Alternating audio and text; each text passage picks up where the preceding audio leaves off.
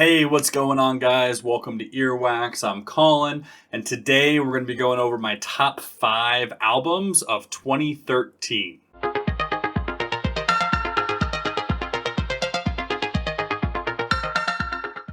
Alright, guys, so this is going to be the next video in what was initially going to be the main focus of this channel, which is top 5 lists, specifically of a given year. My plan is to do one of these videos for every single year dating back to the 50s. Anything earlier than the 50s, my knowledge significantly decreases. Also, I feel like, the genre diversity, anything like pre 1950 is much more limited. There's still some great music for sure, but I'm not going to sit here and pretend I'm an expert on anything earlier than 1950, or if there's really anything prior to 1950 that I listen to on a even like remotely regular basis. So before we get into the list itself, I do want to do a couple honorable mentions and then do a couple just like not necessarily rules, but like guidelines for like what my basis is for these videos. So first and foremost, I am not going to be doing vinyl specifically for this series. I thought about it, and to be honest, I do have a lot of the albums I'm going to talk about on vinyl, but I'm not going to have all of them. I mean, I'm going to be covering, a little over 70 years worth of music, and there's definitely some albums that I'm just not going to have. So like instead of, trying to, break my bank and budget and just buy every single album that I don't have, that's my, in my top 5 for that particular year, figured just easier just to go, no vinyl for this one, even though I do have a lot of these in my collection. Specifically for this video, one of the reasons it took me so long to get out is I have 4 out of the 5 on vinyl, but the last one, which is actually my number 1, I've been waiting on forever, and the online merchant I got it from is just taking their sweet time. So for the sake of like continuing on with the series that I really want to do, we're gonna pretty much just stick to talking about the albums themselves. So before we dive into the list, I do have a few honorable mentions. I'm going to do a few honorable mentions for each video. It won't be a specific number for each video or for each year. It's just kind of like ones that I did want to highlight that don't necessarily make my top 5. For 2013, and probably the main reason I decided to do honorable mentions, which I normally don't do in my top 5 lists, is there were so many good albums that came out in 2013. Looking at the list of albums, I already had an idea of like which ones I knew were from this year and that were going to be in my top 5. And then when I did some more research, I was blown away by how many albums I forgot came out this year.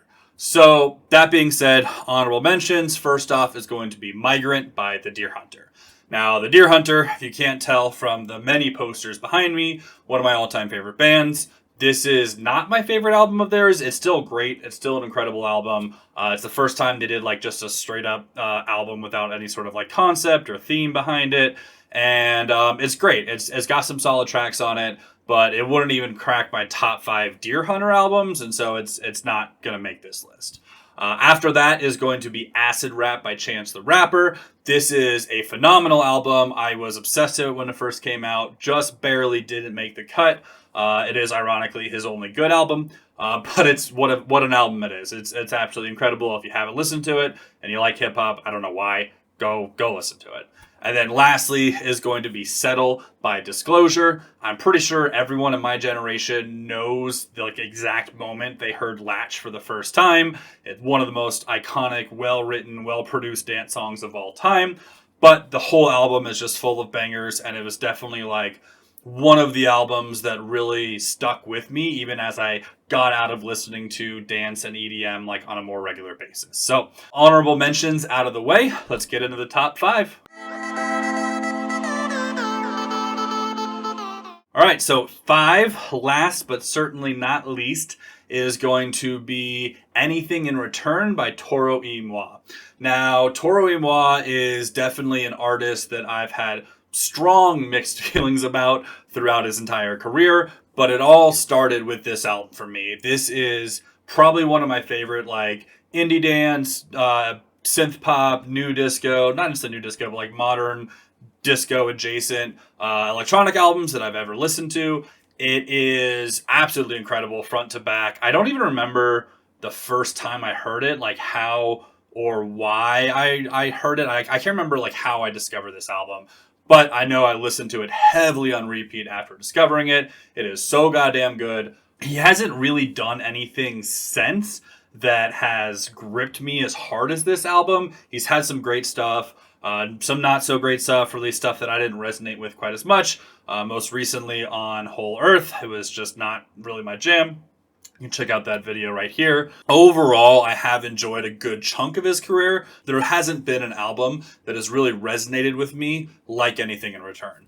From Say That to Rose Quartz to So Many Details, honestly, the whole album front to back, just chock full of groovy, synth-laden, just poppy bangers. And I still will go to my grave saying this is one of the most underrated indie dance, synth pop albums of the 2010s and honestly of the past 20 years. All right, next is going to be New Demons by I See Stars. So I See Stars was a band I was obsessed with when I was in high school. I was super into like metalcore and electronic music, and the few bands that like fuse them together well, I just couldn't get enough of. Like them, Attack Attack. There's a few other ones that were like, you know, Enter Shikari, like they were kind of doing it well in that scene, but it was a fairly small like subgenre of like the, you know, late 2000s early 2010s metalcore, and I kind of got off listening to it for a bit. So I actually didn't listen to New Demons until probably about 5 years ago, so like 2018 2019. I just got back into them, and like people that I knew that still listen to them kept telling me how amazing this album was, and ironically it ended up being probably my favorite album, and I do think it is their best album. And so it's the one that perfectly encapsulates like the metalcore sound with like, you know, popular electronic music of the time, and they just did it so well. I mean, this album just slaps front to back. Murder Mitten, probably one of my favorites, the title track New Demons, but again, it's so good. I am bummed that it took me so long to discover it, but I'm glad I did. I was super grateful when they repressed it, and to me it's also kind of like the final swan song of like the I See Stars that I really enjoyed. I get that bands want to change their sound, especially a lot of like metalcore, hardcore bands from back in the day have gone in more of like a pop direction, and that's definitely what I See Stars did on their next album Treehouse and the stuff they've been coming out with recently. But this album in particular is just so goddamn good. If you like heavy music, if you like electronic music, you like weird shit, definitely check it out. All right, number 3 is going to be the debut album from Run the Jewels. Run the Jewels 1, baby. This is such an incredible album. I was so excited when this was announced. I had just really discovered Killer Mike and LP separately on the solo albums that came out with prior to this, Cancer for Cure and RAP Music respectively. Now, to be fair, LP did do the majority of the production on RAP Music, so they had already like collaborated, and like that's a little bit of a teaser for what was going to come and Run the Jewels. But when I knew they were doing a full legitimate collaboration, and then they released, I think it was the first single they released was Banana Clipper, I was hooked. And to this day, the 4 albums that Run the Jewels have put out are 4 of my favorite rap albums of all time.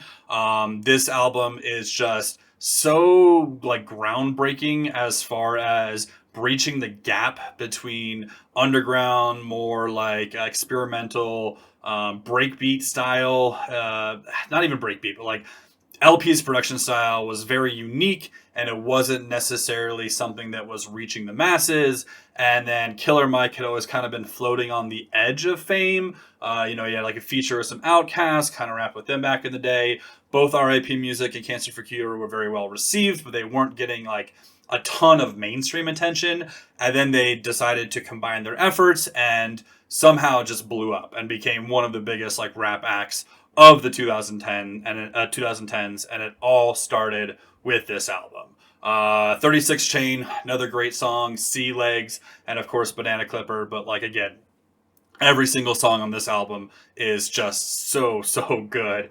And I don't know if it's necessarily the best Run the Jewels album, but I think it is still my favorite just because like I have such a strong memories and emotions associated with this album and just being so overly hyped when it was first announced and then like not being let down at all when I finally gave it a listen. Sunbather by Deafheaven. Now, I know what you're thinking. Another music nerd talking about Sunbather. I get that it's been hyped up and it's been reviewed to death at this point. But there's a reason for that because it is a phenomenal album. Like, it is groundbreaking, genre breaking. The first time I heard it, so at the time I was using Google Play Music, which I don't even know if it exists anymore. But they did a really fun thing where like every week the algorithm or whoever was behind it would give you suggestions. And I think they were done a lot better than like Spotify or Apple Music or any of those. Like they some real like indie, underground, new emerging artists. And I really, really appreciated that. Discovered a lot of bands through that. And specifically, I remember the song Sunbather being there. And I was drawn in by the album cover. And when I first listened to it, I was just blown away. Another, not an honorable mention, but another album that I love from this year was the return of My Bloody Valentine. I had like just gotten into shoegaze, and to then take some of those concepts and sounds and ideas and incorporate them into a death metal album, I was fucking hooked. Like this album is so monumental to me. I think it's arguably one of the most intelligent and well written metal albums of all time. It is just front to back an incredible listening experience. Obviously, the main track of Sunbather, the opening track of Dreamhouse, and then Vertigo as well, which are like three of the longer songs on the album, I think are just gorgeous, gorgeous wall baths of sound and emotion, and it's such a visceral album as far as like what it invokes in you when you really sit down. Like if you haven't listened to this album yet, listen to it with like a good pair of headphones and just get immersed in it because it's absolutely incredible. And my number one favorite album of 2013 is Modern Vampires of the City by Vampire Weekend. Now, I fucking love Vampire Weekend. Actually, let me rephrase that. I fucking love the first three Vampire Weekend albums. I remember discovering Vampire Weekend back when MTV had its last ditch effort to still like sort of do music. There was a show called FNMTV Premieres, hosted by Fall Out Boy's Pete Wentz, and they would premiere like music videos and then bring the artist out and like talk about it and give them a brief interview. Some fun stuff came out of that, and specifically for me was watching the music video for Oxford Comma and discovering Vampire Weekend. Since then, I was hooked, and this was the last album I really remember like knowing when it was going to be released and going to buy it on CD at like a store as opposed to like, you know, download it on iTunes or waiting for it to stream because, you know, it was 2013 was right around the time when that started like kind of becoming a thing. But I remember like I marked the release date in my calendar, went to, I want to say Best Buy and bought this on CD and then had it on repeat for so long. Yeah, I think this was their peak. Self-Titled will always be my favorite just because it like again has such a special place in my heart. But I do think this is their best album, just as far as like the production and the songwriting and the flow of it. Like it's just so goddamn good. I actually at the time, so I was in college, I was in a music production class, and for one of our finals, we had to like write or not write, but perform and record and mix and master a piece. And the group I was with chose to do Unbelievers off this album, and I played drums and I sang. Not my best vocal performance. I'm not much of a clean singer. I was always a unclean vocalist back in the day. But I love that I have that, you know, at least for myself to listen to in the future and potentially show my kids. Diane Young, incredible. Yahe, like this whole album is just, it's so nostalgic for me. It's one that I'll love until I die. It is probably, I think, one of the best indie rock albums ever written. and I will die on that hill. Well, cool, guys. So that's going to be it for me. Those are my top 5 albums of 2013. I am going to be going chronologically by decade backwards. So keep an eye out for the next video in this series of my top 5 albums of 2003. I am going to try and finish all the years that end with the number 3 before January, so I can start fresh with my favorite albums of 2024 and move backwards from there. Let me know down in the comments what your top 5 albums of 2013 are. As always, please give me a subscribe, a like. It really helps me out. I do all this on the side, so just any sort of interaction lets me know people are out there enjoying this as much, much appreciated. And as always, I will talk to you guys later. Peace.